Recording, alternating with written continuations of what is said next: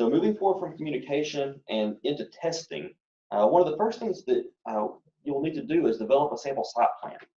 And so conducting a walkthrough of the facility and creating an inventory is a great place to start. So on the next slide, I'll have a list of water coolers and lead components. And that's one of the things, once you're doing the walkthrough, you're going to want to compare what you have currently in service in your building and compare that to what is on this list. And if you have any of these water coolers that are listed on this list, then you'll need to take those out of service. But as you're conducting your walkthrough, you'll want to take note of all of these different places. If a floor plan is available, take a chance and mark each tap and water filler on the floor plan and assign a unique identification. And we're going to talk through that in a couple more slides about how to come up with a unique identification. And so it might be helpful in this process to take pictures while you're doing this walkthrough, just to help you remember. Maybe you can even identify the pictures with the site ID once you have that in hand. And brings us to this informational slide. Like I said earlier, this is the list of water coolers with known lead components. And we just want, this is just an informational slide. It's something to use as you're conducting your walkthrough and taking an inventory of what you actually have. This slide is the exact same thing. It's just a list of water coolers with lead-lined tanks. It's just something to be aware of that you can check while you're conducting your walkthrough to ensure that you don't have any known sources of lead. So this is an example of a sample site ID. This will utilize the LEA number to form the beginning of the sample site ID. And each school and campus and building have their own LEA numbers. And so the first 5 digits of the LEA number identify the school district. The next 2 are the campus code, and the last 2 are the building code. And utilizing those numbers for what building you're in for each particular sample site will help you create a sample site ID. So a couple of definitions just to be aware of as we move through the slides here. The header is the main pipe that enters the building and then provides water to all of the lateral pipes. So it's just, think of the header as the main pipe that runs throughout the building. And the laterals are different branches that run off of the header and to a fixture or a group of fixtures. And it's just a way of identifying different pipes in the building. So here's a diagram, and you can see on this, it's just a way of looking at a building and how water flows through it. And so the water would enter through the water main outside the building and through that service connection. And that bolded line there is the header. You can see it labeled kind of at the top of the building. And it runs, along the top of the building there. And then each of the fixtures, whether it be a faucet or a cooler or bubbler, whatever it may be, is supplied off of a lateral from that header. So just be cognizant about how water enters your building and then flows through it. And then this is just a very similar diagram, but a multi-level building. And I just wanted to include this to point out that when you're doing your sampling, we're going to talk about sampling closest to the main first and then moving away from there. And just to think about for this building, you would want to start at the lowest level possible and then move up from there. So you'd want to conduct all of your sampling on the first floor first before proceeding up.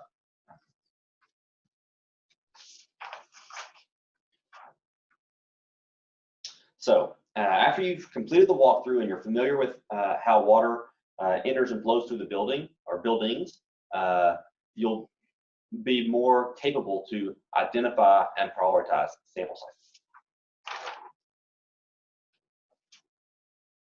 So what site should be used?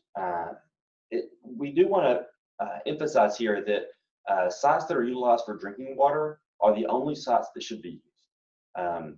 If a site is not utilized for drinking water purposes, it is not to be used as a sample site for this program.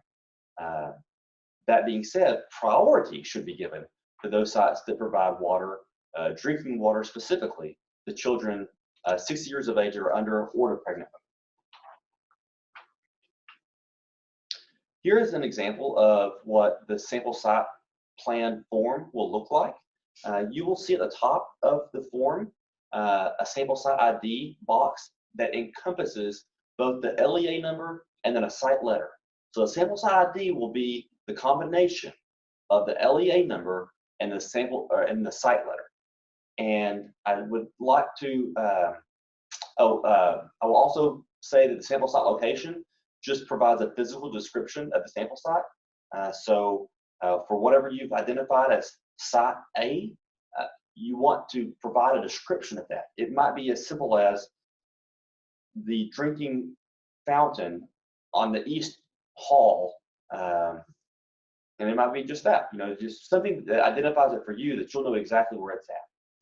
I will say that we would encourage everyone, as you're developing these sample site forms, to choose site letter A as the site that you will sample first and then work away from there.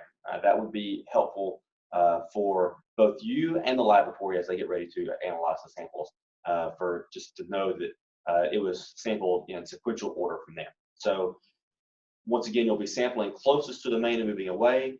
So whatever site that you choose that is closest, has the freshest water, the water that's closest to the main, that should be site A, and then moving down the line from there. All right, so I've already spoke to this a little bit, but which sample site to go to first? So like I said, if you want to collect samples in order of how water flows through the building. So the site that's closest to the main should be sampled first, and then downstream from there. And then in general, like I said earlier, most multi-level buildings will be sampled from the ground floor first and proceeding up. But you will complete a floor prior to proceeding up. And then, walking through your facility and that survey that I talked about earlier, that will provide you with information you needed in order to order the sample collection. Put these in the correct order.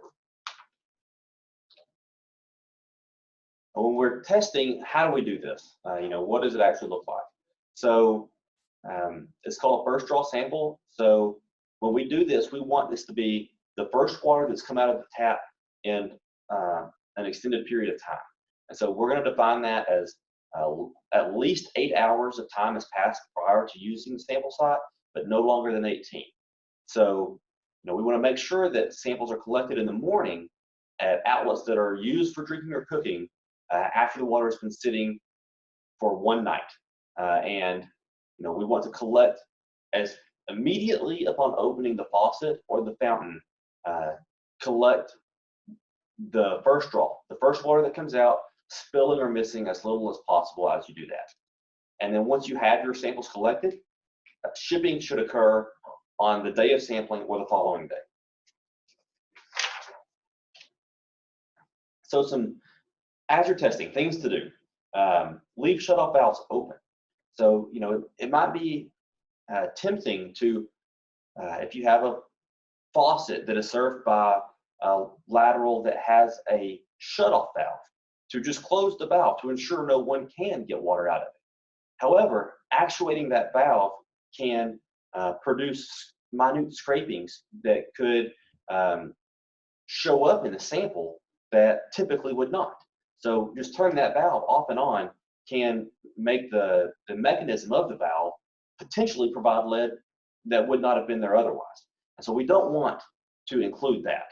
That would be an unrepresentative high sample. However, on the other side, we do want to leave aerators on, because aerators are rarely taken off prior to sampling or prior to drinking.